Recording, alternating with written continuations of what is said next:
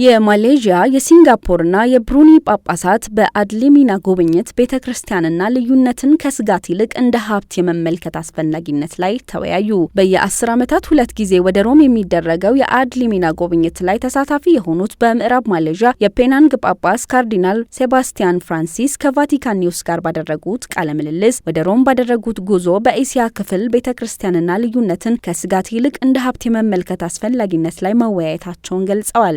የአድሊሚና ጉብኝቱ ምን መልክ እንዳለው የተጠየቁት ካርዲናል ሴባስቲያን ፍራንሲስ በጣም የተደራጀ ጥሩ ወቅት ላይ የተዘጋጀ መሆኑን በመግለጽ ቀጣይ በሚኖሩ መርሃ ግብሮች የስራ ሪፖርቶችን እንደሚያቀርቡ ገልጸዋል። ጉብኝቱ በማሌዥያ በሲንጋፖርና በብሩኒ ጳጳሳት መካከል ያለውን ትስስር የሚያጠናክር መሆኑን የገለጹት ካርዲናል ሴባስቲያን እንደ አጠቃላይ ያለንን ሁለንተናዊ አንድነት ያጠናክርልናል ብለዋል። እስካሁን ድረስ ከ3 የቫቲካን ዲካስትሪዎች ጋር መገናኘታቸውን አንስተው ጠቃሚ ውይይቶችንም ማድረጋቸውን ገልጸዋል።